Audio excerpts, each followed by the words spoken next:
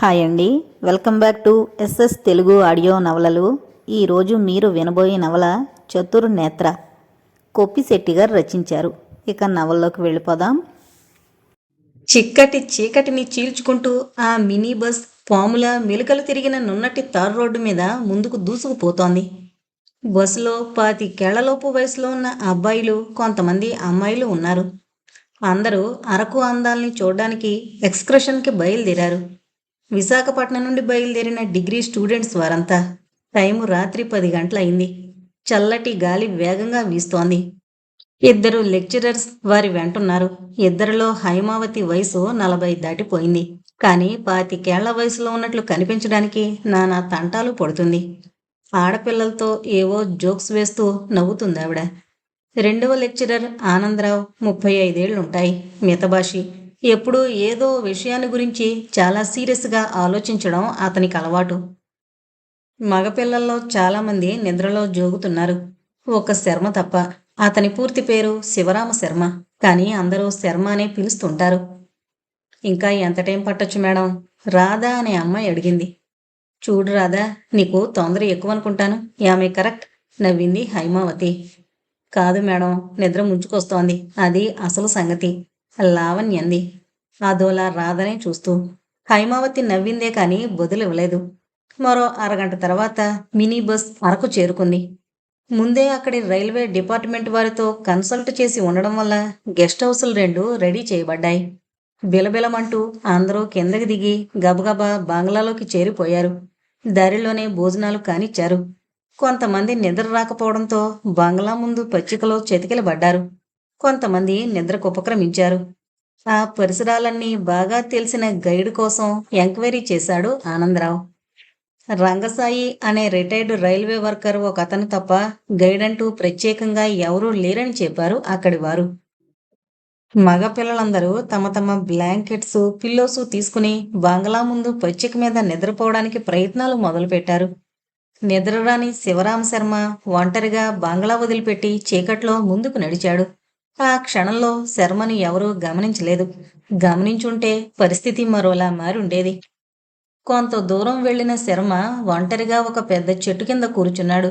రకరకాల పక్షుల అరుపులు, అరణ్యంలోంచి వినిపిస్తున్న జంతువుల అరుపులు వింటూ అలాగే కూర్చుండిపోయాడు శర్మ. అర్ధరాత్రి అయింది. చీకటిలో ఎదురుగా కనిపిస్తోన్న లోయవైపు చూస్తున్నాడు. 2 నిమిషాల తర్వాత ఆ దృశ్యం అతన్ని ఆశ్చర్యంలో ముంచెత్తుతుండగా విపరీతమైన భయంతో కేకలు పెట్టాలనిపించింది. కానీ కంఠం పెగల్లేదతనికి. కళ్ళారపకుండా అటే చూస్తుండిపోయాడు శర్మ. లోయలో ఏదో కాంతి, అది నెమ్మదిగా ముందుకు కదులుతున్నట్టు. తాను భ్రమపడుతున్నానని అనుకున్నాడు ముందు. కానే కాదు. కొంత టైం గడిచిపోయిన తర్వాత ఆ కాంతి క్రమేపీ అదృశ్యమైంది. అప్పుడు వినిపించింది పెద్ద శబ్దం. అది ఆగకుండా.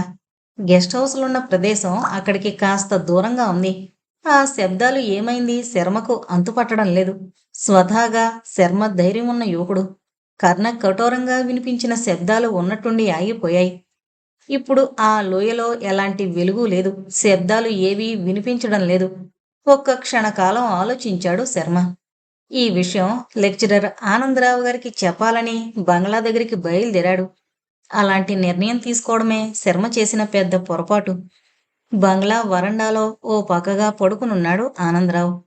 చీకట్లో దగ్గరకు వెళ్ళాడు శర్మ. సార్ సార్, నిద్రలేపాడు ఆనందరావుని. ఉలిక్కిపడి నిద్రలేచాడు ఆనందరావు. ఎవరది? నిద్రమత్తులోంచి బయటపడుతూ అడిగాడు ఆనందరావు. నేను శర్మన్ సార్. ఓ, నువ్వా శర్మ? ఏంటి విషయం? సార్, ఓసారి మీరిలా వస్తే మీకో విషయం చెప్పాలి. ఆశ్చర్యపోయాడు ఆనందరావు. శర్మ రిజర్వ్డ్గా ఉంటాడు. కాలేజీలో కూడా ఎక్కువగా ఎవరితోనూ పరిచయాలు పెంచుకోడు. కాస్త తెలివైన వాడని లెక్చరర్స్ అందరూ అభిమానిస్తుంటారు. పైగా చాలా పేదవాడని అందరికీ తెలుసు. కొంతమంది లెక్చరర్సు, మరికొంతమంది విద్యార్థులు సాయం చేయడం వల్ల డిగ్రీ ఫైనల్ ఇయర్ చదువుతున్నాడు. వాల్తేరు దగ్గరలో ఉన్న చిన్న గ్రామం అతంది. శర్మ నాన్నగారు ఆ గ్రామంలో అర్చకుడు. అతని పేరు సోమలింగ శాస్త్రి. తల్లి లేదు. తండ్రి వెంట అతని చెల్లెలుంది. శాస్త్రి గారికి కుమారుని విషయం నచ్చదు. ఎందుకంటే శక్తికి మించిన చదువులు తమకెందుకని అతని అభిప్రాయం. ఉండు శర్మ, టార్చ్ లైట్ తీసుకుందాం, చీకటిగా ఉంది. నా దగ్గర ఉంది సార్. అయితే పద. శర్మ ముందు దారి తీశాడు. అతన్ని అనుసరించాడు ఆనందరావు. కొన్ని సందర్భాల్లో మానవ మేధస్సుకు ఏమాత్రం అంతుపట్టని సంఘటనలు ఈ ప్రకృతిలో ఎన్నో సంభవిస్తూ ఉంటాయి. అవి సామాన్యుని జీవిత గమనం మీద ఎలాంటి ప్రభావాన్నైనా చూపెట్టచ్చు. ఇక్కడే సార్, నేనిక్కడ కూర్చునే ఆ దృశ్యం చూశాను. శబ్దాలు కూడా వినిపించాయి. ఆనందరావు ఆశ్చర్యపోయాడు. నమ్మలేనట్లు శర్మ వైపు చూశాడతను. సార్, మీకు అభ్యంతరం లేకుంటే లోయవైపు వెళదాం, ఏమంటారు? ఆశ్చర్యంగా శర్మను చూశాడు ఆనందరావు.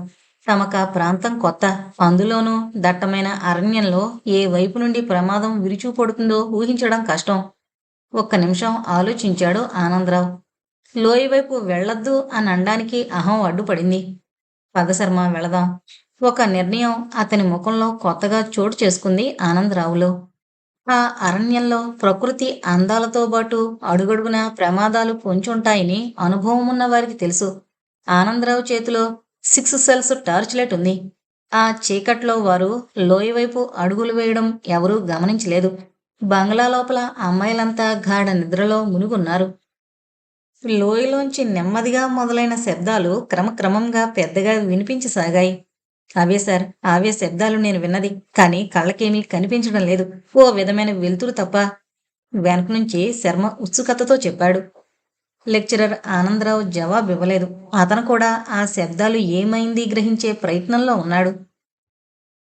కొన్ని సమయాల్లో మనకు తెలియకుండానే అనవసరమైన విషయాల గురించి ఆలోచించడం, ప్రమాదాలను తెచ్చుకోవడం జరుగుతూ ఉంటుంది. అలాంటి సందర్భాలు మనకు సంబంధం లేకుండానే ఎదురుకావడం యాదృచ్ఛికమే కావచ్చు. చీకటి, దానికి తోడు రివుమంటూ వీస్తున్న చలిగాలి, చిత్ర విచిత్రమైన శబ్దాలు అది లోయలోంచి మరీ ఎక్కువగా వినిపిస్తున్నాయి. మర్రి చెట్టులా పెద్దగా ఉన్న ఆ చెట్టు కిందకొచ్చి నిల్చున్నారు ఇద్దరు. చెట్టు కింద దట్టమైన పొదలు, చిన్న చిన్న రాళ్లున్నాయి. రాళ్లను సమీపించి లోయలోకి తొంగి చూశారిద్దరు. అప్పుడు ఆ లిప్తల్లో ఎగసిపడే సముద్రపు టలలా వేగంగా దూసుకొచ్చింది గాలి తెమ్మెరొకటి. శిథిల కపాలాలు శకలాలుగా మారుతున్న వికృతమైన శబ్దాలు ఆ గాలి తెరలోంచి బయటపడుతున్నాయి. ఆనందరావు లాంటి సాహసి కూడా కాస్త భయంతో వణికిపోయాడు. శర్మ మాత్రం ఏదో తెలియని మంత్ర ప్రభావానికి గురైన వ్యక్తిలా రాళ్లచాటు నుండి లోయవైపు 2 అడుగులు ముందుకు వేశాడు. ఆనందరావు గారికి అర్థమైంది, శర్మ లోయవైపు వెళ్ళడానికి ఆయత్తమైన విషయం. ఓ విధమైన కంపిత స్వరంతో శర్మ అంటూ హెచ్చరికగా పిలిచాడు. కాని శర్మక పిలుపు వినిపించిందో లేదో కాని ఆగలేదు. అలాగే మొండి వైఖరిని అవలంబించినట్లు ముందుకే అడుగులు వేశాడు. తెలియని ప్రమాదం వైపు ఆకర్షితులవుతున్న అనుమానం ఆనందరావు అంతరంగంలో లీలగా కదలాడింది.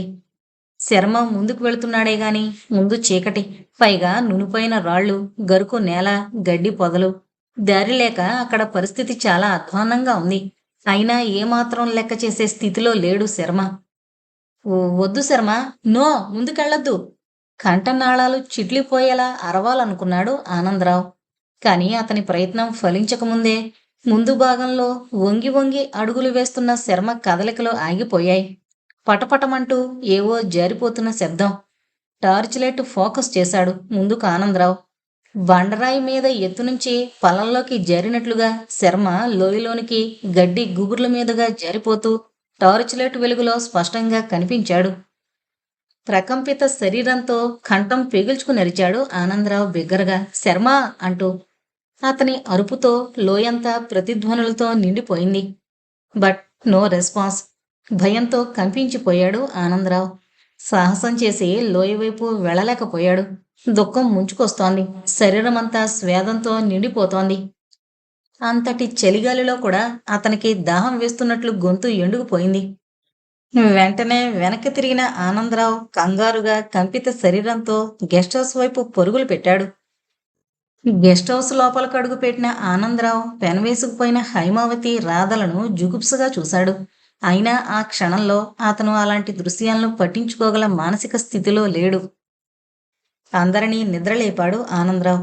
అతని కంగారును చూడగానే అందరికీ నిద్రమత్తు వదిలిపోయింది. ఏం జరిగిందండి? హైమావతి అడిగింది. మేడం, శర్మ, అదే మన శివరామ శర్మ లోయలోకి జారిపోయాడు అంటూ దుఃఖంతో కుమిలిపోతూ ముఖాన్ని 2 చేతుల్లో దాచుకున్నాడు. అంతే. ఆ మాటలు వింటూనే స్టూడెంట్స్‌లో అలజడి, ఆందోళన. ఒక్కసారిగా వెంటనే అందరూ ఉప్పెనలా కదిలారు లోయ వైపు. ఈ లోపల రైల్వే స్టేషన్ నుండి కొంతమంది అధికారులు, మరి కొంతమంది ఇతరులు వారి చుట్టూ చేరారు. ఏం జరిగిందో ఆనందరావు ద్వారా తెలుసుకున్న స్థానికులు భయంతో బిర్రబీసుకుపోయారు. తెల్లవారుజాముకంతా పెట్రోల్ మార్క్స్ లైట్లతో, పోలీసులతో ఆ చోటు నిండిపోయింది. ఆడపిల్లలైతే భయం వల్ల దుఃఖంతో మంచుగడ్డల్లా బీసుకుపోయి ఉన్నారు. సరే, ఈ లోయవైపు ఎవరూ వెళ్లరు. అంతేకాదు, పొదల చాటున ఎవరెళ్ళినా ఇంక తిరిగి రావడం అంటూ ఉండదు. అక్కడి రైల్వే అధికారులు, పోలీసులు తేల్చేశారు. ఏం చేద్దాం ఆనందరావు? హైమావతి అడిగింది. ఆ క్షణాల్లో అతను మాత్రం ఏం చెప్పగలిగాడు? మూగవాడిలా అందరినీ కలిజూస్తున్నాడంతే. అందరూ ఉన్నారు, ఒక్క శివరామ శర్మ తప్ప. వెంటనే వెనక్కి వెళ్ళిపోదాం మేడం. ప్రిన్సిపాల్ గారికి రిపోర్ట్ చేయాలి. అది తక్షణమే. అది మన బాధ్యత. ఆల్రైట్, పదండి. హైమావతికి ఇష్టం లేదు అలా అర్ధాంతరంగా వెళ్ళడం, కానీ తప్పదు. అలా ఇష్టం కాని వారు మరొకరున్నారు. రాధ. రాధకు కూడా ఇష్టం లేదు, కానీ వెళ్ళక తప్పదు.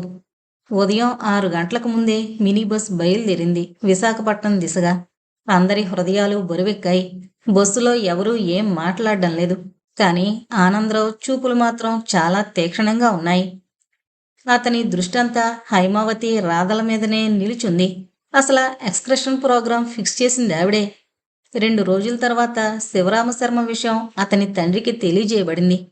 అతను దుఃఖంతో కుమారుడి మీద ఆశను చంపుకుని గ్రామానికి వెళ్ళిపోయాడు. కాలగర్భంలో 2 మాసాలు గడిచిపోయాయి. నిశ్శబ్ద నీరవాన్ని కకానికాలు చేసేలా చేతిలో దివిటీలుంచుకున్న ఆ వ్యక్తులు తమ కదలికలు ఏమాత్రం తెలియకుండా నిశ్శబ్దంగా ముందుకు లోయలో ఉత్తర దిశగా అడుగులు వేస్తున్నారు. వారంతా శరీరాల మీద సరైన బట్టలు లేకుండా పూసల దండలు, కంఠాల్ని అలంకరించుకుని తలలో పక్షుల ఈకల్ని ధరించిన ఆ కోయిలందరి దగ్గర ఈటెల్లాంటి ఆయుధాలున్నాయి.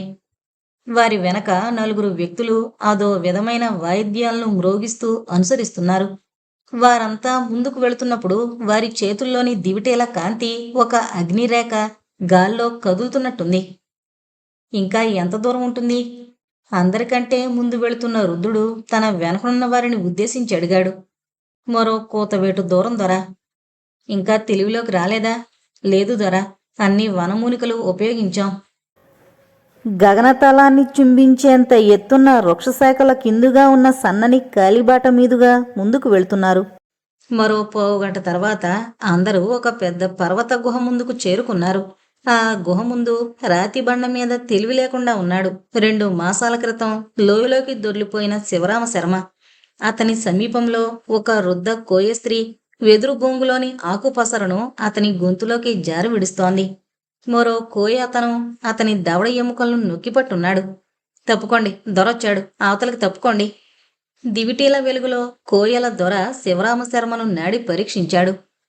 ప్రాణాలున్నాయి, భయపడనవసరం లేదు, మీరంతా ఇక్కడే ఉండండి అంటూ దివిటీనొకదాన్ని చేతబట్టుకుని చాటుకు కనుమరుగయ్యాడు. అరగంట అక్కడున్న వారంతా ఉత్కంఠగా ఎదురు చూశారు. కోయదొరొచ్చాడు. అతని చేతిలో ఏవో ఆకులున్నాయి. వాటిని బాగా నలిపి పసరు తీశాడు. చెవుల్లో, కళ్ళల్లో, ముక్కుపుటాల్లో, నోటిలో చుక్కలు చుక్కలుగా ఆ పసరును జారి విడిచాడు కోయదొర. కొద్దిగా కదిలాడు శివరామ శర్మ. చాలా నీరసంగా ఉన్నాడు ఆ క్షణంలో అతను. దొర కదిలాడు, కదిలాడు. కోయల్లో ఒక వ్యక్తి సంతోషంగా అరిచాడు. అరవకండి, తెల్లవారిలోగా తెలివిలోకి వస్తాడు, కంగారు పడనవసరం లేదు. అందరూ చాటుకు పదండి. అందరూ దివిటీలలో చెట్ల చాటును తప్పుకున్నారు. ఉదయం 6 గంటలకింకా ఆ లోయలో చీకట్లు తొలగిపోలేదు. శివరామశర్మలో కొద్దిగా చలనం ఏర్పడింది. నెమ్మదిగా లేచి కూర్చున్నాడు. చుట్టూ చూశాడు. తాను ఎక్కడున్నాడు? అసలు తాను ఎవరు? అక్కడ ఎందుకున్నాడు? తీవ్రంగా ఆలోచించాడు. కాని ఏ విషయమూ అతనికి గుర్తుకు రావడం లేదు. చాలా తీవ్రంగా ఆలోచించాడు, కాని ప్రయోజనం లేకపోయింది. తన శరీరాన్ని చూసుకున్నాడు. ఒంటి మీద షర్టు లేదు. తను ఎవరో, ఎక్కడి నుండి అక్కడకు చేరుకున్నాడో అతనికి తెలియడం లేదు. అప్పుడొచ్చారు చెట్టుచాటు నుండి కోయిలందరూ. వారిని ఆశ్చర్యంగా చూశాడు శివరామ శర్మ. మీరెవరు? ఈ లోయ ఎగువ భాగంలో ఉండే కోయిలం. నువ్వెవరు? ఈ లోయలోకి ఎలా రాగలిగావు? ఏమో, నాకేం తెలీదు. నీ పేరు? అదీ తెలీదు. ఆశ్చర్యపోయారు కోయిలందరూ. నువ్వు ఎవరో గాని అదృష్టవశాత్తు బతికావు. ఈ లోయ వైపు మీ వంటి నాగరికులు ఎవరూ రారు. వచ్చినా ప్రాణాలతో బయటపడరు. అలాంటి మృత్యులో ఇది. ఇప్పుడు ఎక్కడికి వెళతావు? ఈ లోయలోంచి ఏ విధంగా బయటపడాలో చెప్పండి చాలు. ఆ దారిలో నువ్వు వెళ్ళలేవు. ఈ రాత్రికి మా గుడెంలో ఉండు.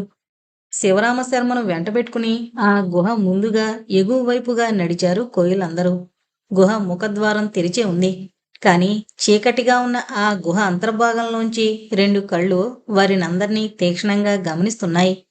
ఆ విషయం కోయిలు ఎవరూ గమనించలేదు. కాని శివరామశర్మ మాత్రం ఆఖరి క్షణంలో గమనించాడు. మిణుకు మిణుకుమంటున్న తేజోవంతంగా కనిపించిన ఆ నేత్రద్వయం ఎవరిది? ఆలోచించలేకపోతున్నాడు శర్మ. అతని బుర్ర అతనికి సహకరించడం లేదు. కోయల వెంట అడుగులు వేస్తున్నాడే గాని అతని మస్తిష్కంలో రకరకాల ఆలోచనలు గిరికీలు కొడుతున్నాయి. శర్మ చెవులకు ఏవో శబ్దాలు, ఏవో పిలుపులు స్పష్టంగా వినిపిస్తున్నాయి. కాని అలాంటివేవీ కోయలకు తెలియడం లేదు. వారు శర్మను కాపాడామనే ఓ విధమైన ఉత్సాహంతో ముందుకు అడుగులు వేస్తున్నారు. గంట ప్రయాణం తర్వాత లోయ విశాలంగా మారింది. దట్టమైన చెట్ల మధ్య ఖాళీ ప్రదేశంలో ఉన్నాయి 25 గుడిసెలు. అన్నీ మట్టితో, రెల్లుగడ్డితో నిర్మించిన పాకలే. భూతలానికి కాస్త ఎత్తులో నిర్మించిన ఆ గుడిసెల కవతలగా కొంతమంది కోయలు, ఆడవారు కూర్చుని వంట ప్రయత్నాల్లో ఉన్నారు. అందమంతా తమలో నిక్షిప్తం చేసుకున్న కోయపొడుచులు చెట్లకు వేలాడదీసిన ఊడల ఊయల మీద ఊగుతున్నారు. ఆశ్చర్యంగా ఆ వాతావరణాన్ని చూస్తూ సంభ్రమంలోంచి బయటపడలేక అలా ముందుకు వారి వెంట నడిచాడు శర్మ. ఈ గుడిసెలో ఉండు. నీకేం కావాలన్నా ఇక్కడే ఉంటుంది మా అమ్మాయి. దాన్నడుగు దొర చెప్పాడు. అలాగే అంటూ తల పంకించాడు శర్మ. కోయిలందరూ వేటకు వెళ్ళిపోయారు. ఆ గుడిసెలోని జింక చర్మం మీద బాగా అలసిపోయినట్లు పడుకున్నాడు శర్మ. క్షణాల్లో అతనికి మగతగా నిద్ర పట్టేసింది. అప్పుడు అప్పుడు వినిపించింది ఆ లోయంతా కంపించేలా భయంకరమైన శబ్దం. డైనమైట్ బద్దలైనట్లుంది ఆ శబ్దం వినడానికి. అంత క్రితం శర్మ తెలివి తప్పి ఉన్న గుహ దగ్గర గుహ ముఖద్వారం పెద్ద బండరాతితో మూసుకుపోయింది. 2 మాసాల పాటు శర్మ ఆ బండరాతి మీదనే తెలివి లేకుండా పడున్నాడు.